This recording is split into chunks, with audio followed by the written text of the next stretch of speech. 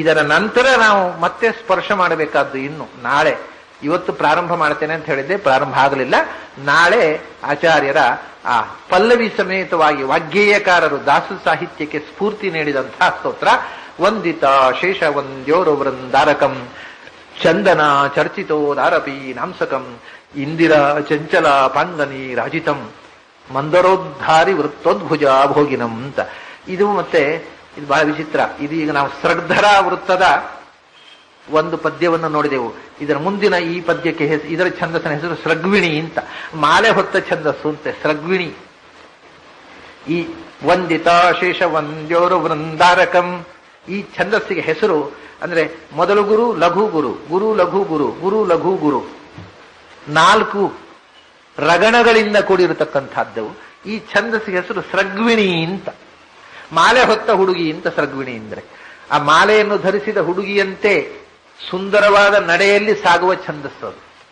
ಆದ್ದರಿಂದ ಆ ಮಾಲೆಯನ್ನ ಬಳಕಿಸುತ್ತಾ ನಡೆಯುವಂತಹ ಒಂದು ಲಾಲಿತ್ಯ ಈ ಛಂದಸ್ಸಿನಲ್ಲಿದೆ. ಈ ಮೊದಲು ಬಂದದ್ದು ತೋಟಕದಲ್ಲಿ ಒಂಥರ ಡ್ರಮ್ಮಿನ ಬಾರಿಸ್ತಕ್ಕಂಥ ಧ್ವನಿ ಇದ್ರೆ ಇದರಲ್ಲಿ ಲಾಲಿತ್ಯ ಇದೆ. ಅದು ಒಬ್ಬ ಸೈನಿಕ, ವೀರನಾದ ಸೈನಿಕನ ನಡೆಯ ಗತ್ತು. ಕುರುಭಂ ಸ್ವಚಕರ್ಮ ನಿಜಂ ನಿಯತಂ ಹರಿಪಾದ ವಿನಮ್ರಧಿಯಾ ಸತತಂ. ಒಬ್ಬ ಸೈನಿಕನ ನಡೆಯ ಗತ್ತಿದ್ರೆ ಇದು ಒಳ್ಳೆ ಬಳುಕುತ್ತಾ ನಡೆಯುವ ಹುಡುಗಿಯ ನಡೆಯ ಗತ್ತು ಇದರಲ್ಲಿದೆ. ಅದಕ್ಕೆ ತೋಟಕ ಅಂತ ಹೇಳಿ ಇದಕ್ಕೆ ಸೃಗ್ವಿಣಿ ಅಂತ ಹೆಸರು.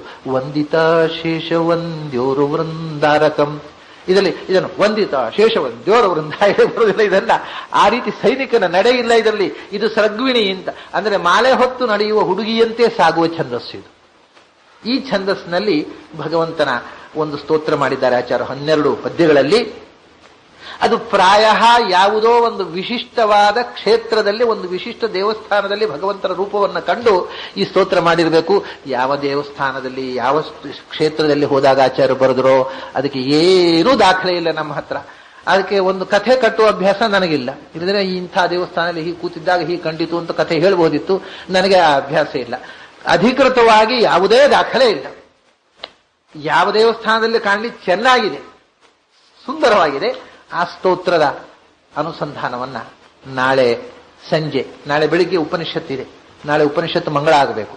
ಮಾಂಡೂಕೋಪನಿಷತ್ತಿನ ಕೊನೆಯ ಖಂಡದ ಬ್ರಹ್ಮದೃಷ್ಟ ಮಂತ್ರಗಳನ್ನು ನಾಳೆ ನೋಡಿ ಮುಗಿಸಿಬಿಟ್ರೆ ನಾಳೆ ಸಂಜೆ ವಂದಿತಾಶೇಷ ವಂದ್ಯೋರು ವೃಂದಾರಕಂ ಅನ್ನೋ ಪದ್ಯಕ್ಕೆ ಬರೋಣ. ಅಲ್ಲಿ ತನಕ ನಿಮಗೆಲ್ಲ ಅಭಿನಂದನೆಗಳು ಮತ್ತು ನಮಸ್ಕಾರ.